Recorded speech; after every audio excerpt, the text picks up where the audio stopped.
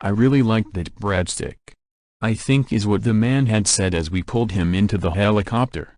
Agent P, Agent C, and I were on our secret mission when we had spotted two civilians struggling against the undead in a large open area.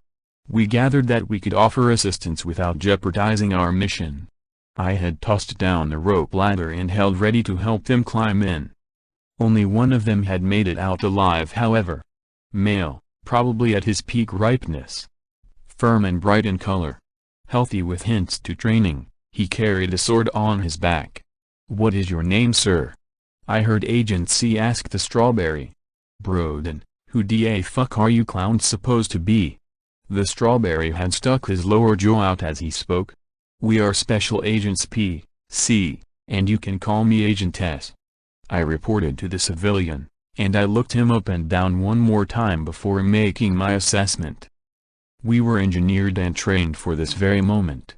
If the ground would become so radiated that food could no longer grow anywhere in open air, we three were to make our way to the World Seed Vault and offer our genetic makeup to the scientists there.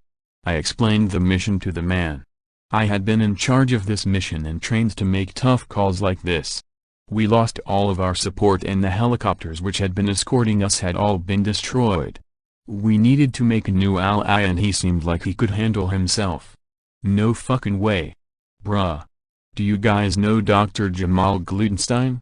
The berry exploded with excitement and nearly tore the seatbelt out of the holster at his words.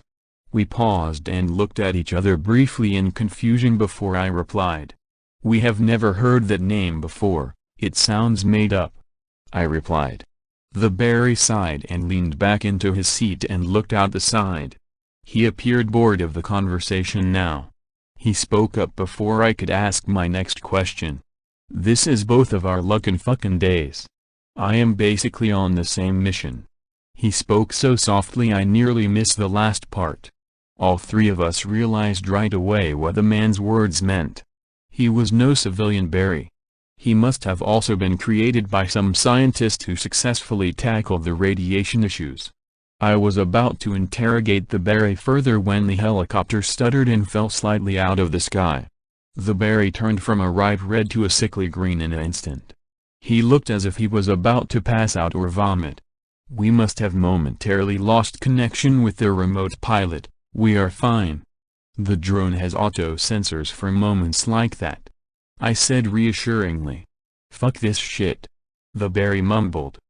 I took a moment to brief the other agents about my idea that this berry was like us and had the same mission. Their eyes grew wide in amazement, and they stared at the berry with a great fondness. "Are you really able to reproduce in radiation?"